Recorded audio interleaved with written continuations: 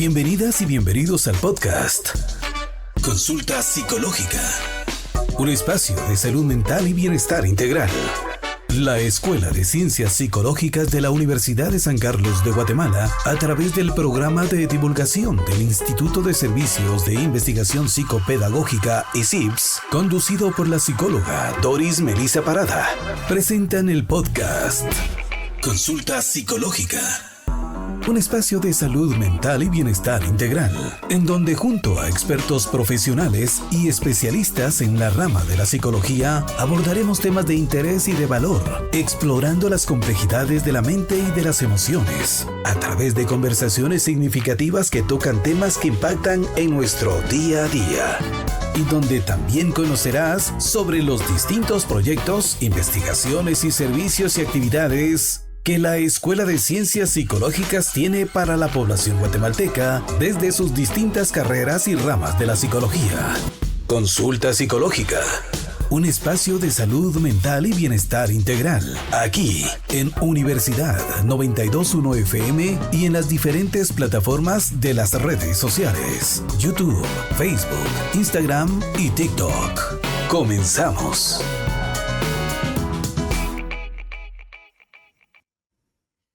Hola, bienvenidas y bienvenidos al podcast Consulta Psicológica.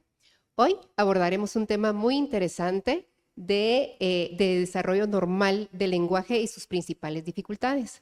Y para esto pues tenemos a la experta. Aparte de ser una experta, les quiero contar que es una gran persona y ya les daré yo los créditos de ella, ¿no? Ella es terapista del lenguaje, es psicóloga, tiene una maestría en análisis social de la discapacidad, con experiencia de 25 años en docencia universitaria, ha laborado como docente supervisora de práctica y coordinadora de varios departamentos de la Escuela de Ciencias Psicológicas. Ha sido electa como representante docente ante el Consejo Directivo en 2 periodos consecutivos. Actualmente es coordinadora general académica de la Escuela de Ciencias Psicológicas. Quiero dar la más cordial bienvenida a la maestra Carla Carrera. Maestra, es un gusto tenerla acá. Doris, muchísimas gracias por la invitación. Para mí también es un placer. No, y de verdad para mí es una invitada de lujo, porque no solo a nivel personal, sino académico, todo lo que yo le he aprendido, maestra, de verdad es una gran persona y de verdad un honor tenerla acá. Gracias, Doris. Para empezar, maestra, quisiera que nos contara un poquito de la coordinación que usted que tiene a cargo. Cuéntenos un poquito de eso. Claro que sí. Pues la universidad, como ustedes sabrán, la Escuela de Ciencias Psicológicas cumple 50 años recientemente. Sí. Y el desarrollo académico es permanente. La Coordinación General Académica se encarga de ese desarrollo académico de la escuela. Trata de estar innovando en aspectos, obviamente, de ciencia, tecnología, metodología, y trabaja con docentes, con estudiantes en propuestas innovadoras y tratando de hacer vida al proyecto educativo de la escuela. Claro. No, y eso es importante, ¿no? Hablar de este tema. Y para ir adentrándonos un poquito más y hablar un poquito de las carreras técnicas, maestra, y que ahorita está celebrando, en esta semana celebra su aniversario, ¿no? Así es, prácticamente el Departamento de Carreras Técnicas tiene la misma edad que la Escuela de Ciencias Psicológicas. Okay. 48 años son pues los que va a cumplir este 17 de agosto. Ajá. Les extendemos una cordial felicitación al departamento que está integrado por 5 carreras técnicas. Anteriormente en otros programas también se ha platicado de algunas de estas carreras. Nos referimos al profesorado de enseñanza media en psicología con especialidad en gestión, al técnico en terapia ocupacional y recreativa, al técnico en orientación vocacional y laboral, al técnico en terapia del lenguaje y al profesorado de educación especial. Así que les extendemos una cordial felicitación. Siempre se han destacado por ser un departamento con mucha mística. Fueron creados desde un inicio con la intención de que sus conocimientos fueran aplicados en el campo laboral, así que los estudiantes que eligen estas carreras tienen una oportunidad de integrarse rápidamente al mercado laboral con sus conocimientos técnicos. Sí, y creo que le da un plus a su licenciatura, ¿no? Y abordando este tema, maestra, hablar un poquito sobre la carrera técnica de terapia del lenguaje, ¿verdad?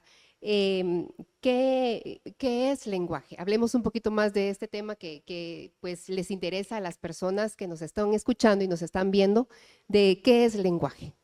Gracias, Doris. Pues la carrera técnica de terapia del lenguaje, uno de sus objetos de estudio precisamente es el lenguaje, el habla y la voz. Y trabaja en diferentes poblaciones, en todo el periodo evolutivo, niños, adolescentes y adultos.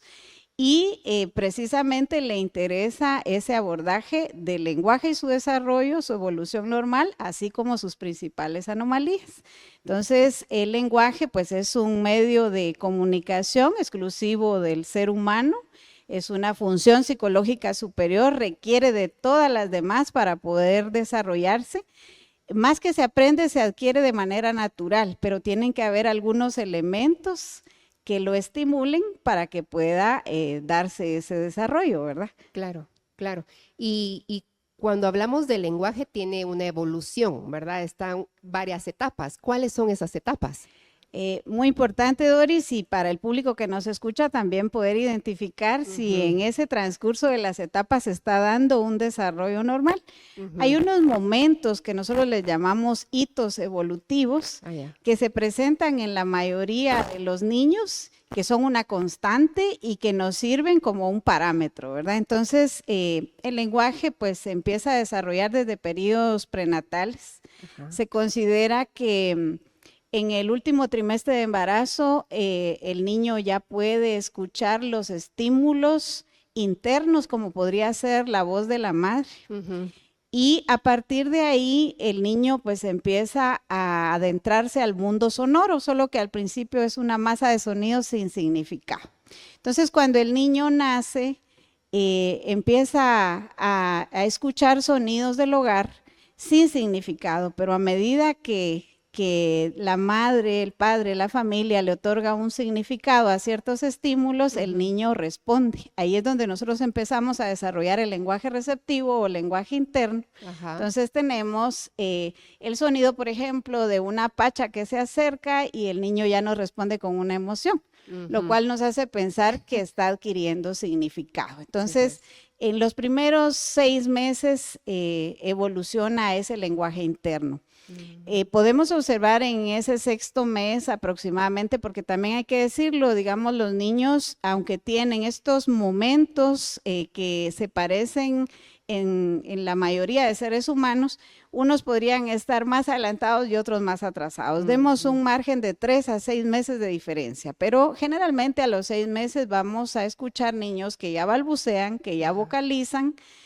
Tenemos a los niños sin conocimiento de las vocales, pero están emitiendo sonidos vocálicos que ellos mismos se escuchan y retroalimentan.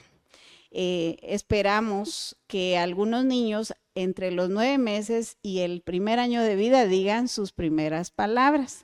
Son palabras con ritmos diferentes, puede que no digan mamá, sino mamá, ¿verdad? Sí, pues. Entonces, son palabras que tienen un significado, que ya identifican a una persona, a un objeto, y empieza a darse la evolución. Al año y medio tenemos cada vez mayor vocabulario y esperamos que a los 2 años ya hayan frases de 2 palabras.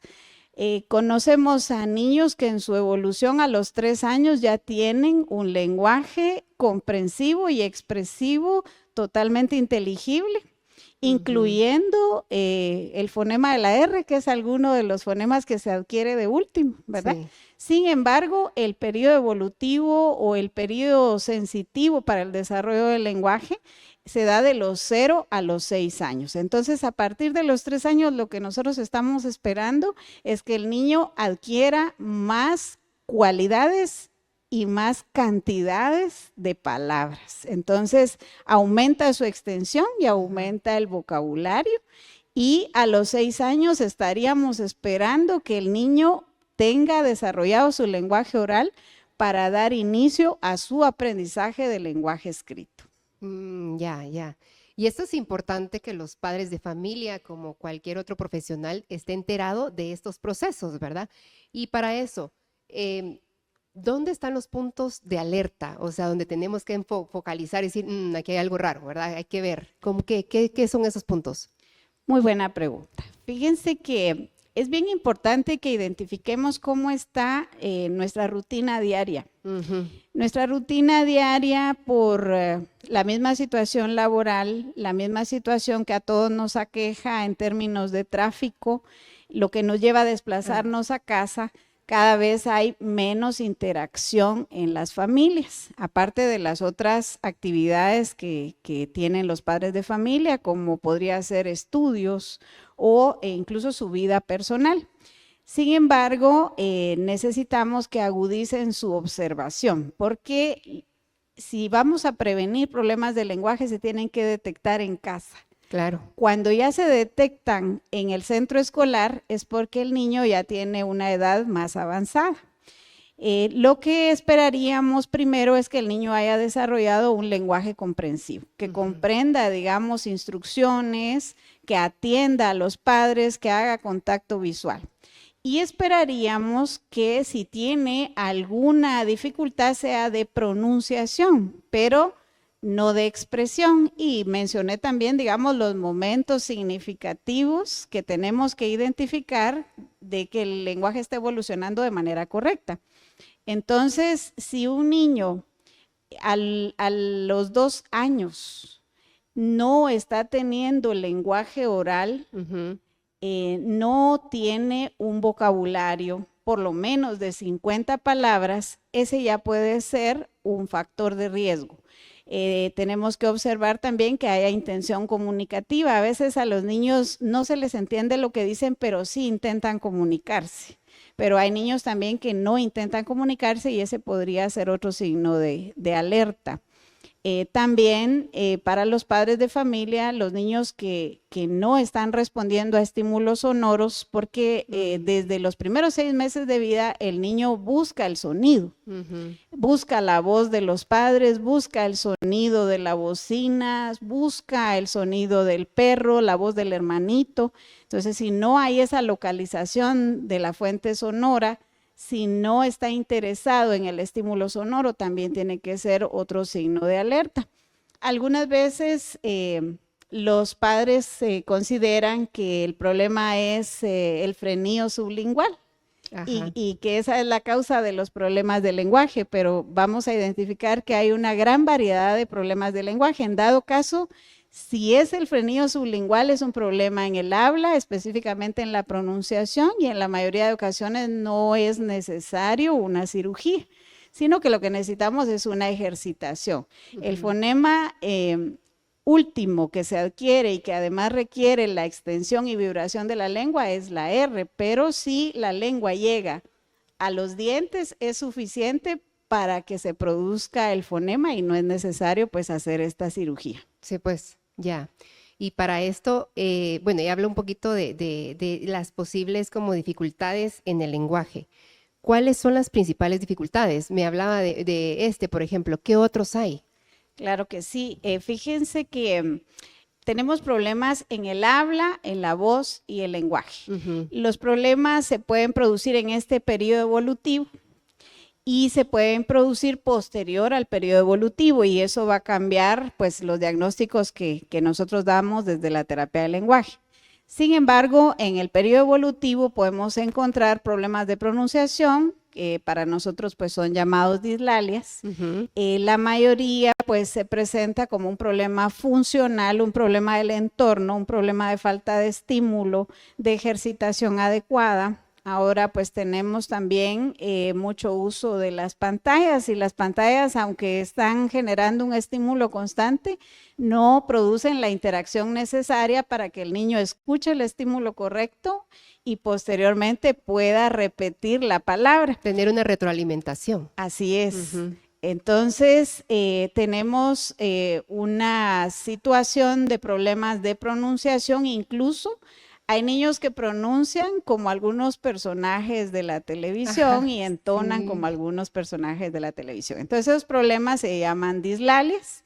Las hay de tipo funcional y las hay de tipo orgánico. Ya me refería al problema del frenillo, pero también aquellos niños que tienen un factor de nacimiento, como puede ser el labio fisurado y el paladar hendido, podrían presentar problemas de pronunciación, incluso problemas en su voz por la nasalización que tienen estos cuadros. Entonces, también tenemos retrasos lingüísticos. Se esperaría, según estos momentos cúspides de la evolución del lenguaje, que se esté produciendo ese desarrollo en aumento de vocabulario y de extensión, pero si no se da y ya hay más de 6 meses de diferencia, podríamos estar frente a un retraso lingüístico. Y también lo hay de causa funcional o psicológica y de causa sensorial. También voy a hacer una referencia especial a eso. Los niños que tienen una pérdida auditiva en casi cualquier nivel podrían presentar un retraso lingüístico. Y para eso se requiere mucho la observación de los padres para identificarlo de manera oportuna. También tenemos retrasos lingüísticos secundarios a otras condiciones. Digamos, el niño tiene un síndrome o un diagnóstico médico distinto y eso está repercutiendo en la evolución del lenguaje, también podríamos estar frente a un retraso lingüístico. También tenemos los problemas relacionados con la voz, generalmente pues se dan en edades más avanzadas, digamos, tenemos personas que por un abuso vocal pueden tener pérdidas parciales o totales de la voz. Tenemos también personas que pueden tener un evento cerebrovascular o un traumatismo cráneoencefálico y tener una pérdida parcial o total del lenguaje. También tenemos personas que pueden tener dificultades en el ritmo de la palabra, generalmente inician en periodos posteriores al desarrollo del lenguaje y se agudizan en la adolescencia, como podría ser la tartamudez. Entonces, es muy variado los problemas del lenguaje que se pueden presentar en las diferentes etapas de la vida y obviamente su intervención va a depender de la situación particular que se presente, pero hay como muchas formas en las que también nosotros podemos ayudar desde casa. Definitivamente, y esto en específico también pues, los profesionales en terapia de lenguaje que atienden todos estos tipos de o dificultades en el lenguaje, ¿no? Maestra, para ir, ya esto da para que hablemos más, ¿no? Pero porque el tiempo nos apremia, tenemos que dar, por ejemplo, me imagino que ahorita los padres de familia dirán, sí, pero entonces, ¿cómo hago? Darles tips o recomendaciones para que ellos puedan acudir a algún lugar y aparte, ¿qué recomendaciones le podemos dar a la población? Gracias, Doris. Sí, lo primero pues consiste en la prevención que se puede hacer. No todo requiere la asistencia a la terapia del lenguaje, pero si el desfase se está haciendo cada vez más grande y no logramos una mejora, es lo más conveniente. Claro. Sin embargo, hay varias acciones, estímulos que los padres pueden realizar en casa. Lo primero es hacer una autoevaluación. Ver, digamos, si nosotros le estamos dedicando 30 minutos diarios a la interacción con nuestros hijos. Y al decir interacción me refiero a no estar acostados en la cama viendo el televisor. Sí. O el teléfono. O el teléfono. Sí, es cierto, porque ahora es más común el celular que la televisión. Sí. Y me refiero a sostener una conversación, a realizar juegos en donde haya un factor de comunicación verbal, donde podamos modelar a los niños las palabras correctas.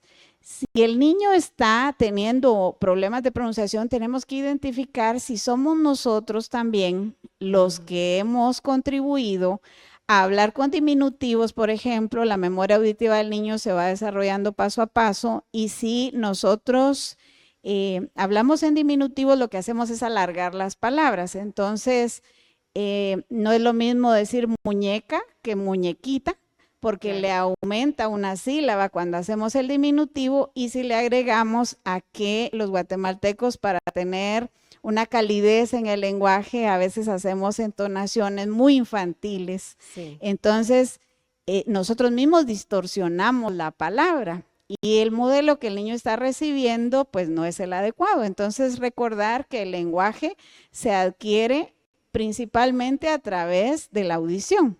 Entonces, utilizar un lenguaje normal, a velocidad normal, con una entonación cálida, diciendo las palabras de manera correcta.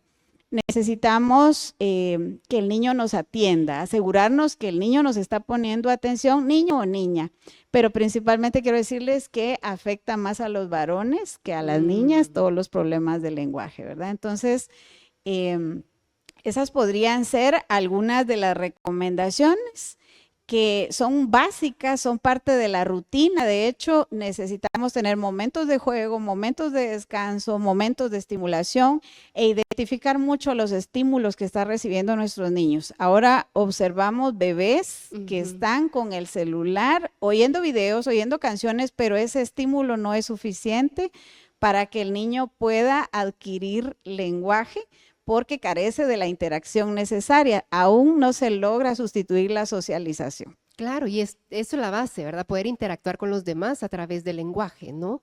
Maestra, ¿y a dónde pueden acudir?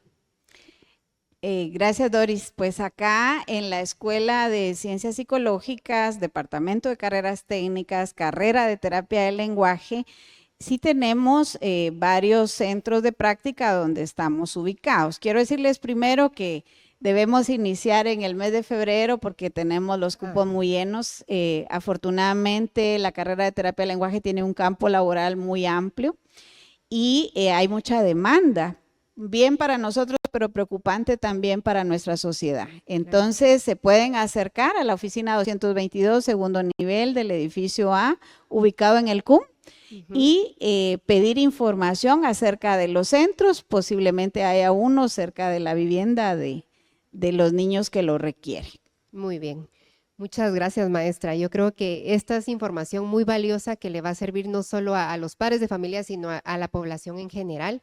Y agradecerle, maestra, de verdad, por su tiempo y por compartir los conocimientos que seguro nos van a servir a todos. Gracias, maestra, por estar acá. Para servirle, Doris, un gusto y esperamos una próxima oportunidad. Definitivamente va a ser invitada, seguro. Muchas gracias, maestra. Entonces, para una próxima, los esperamos aquí en el podcast. Nos vemos.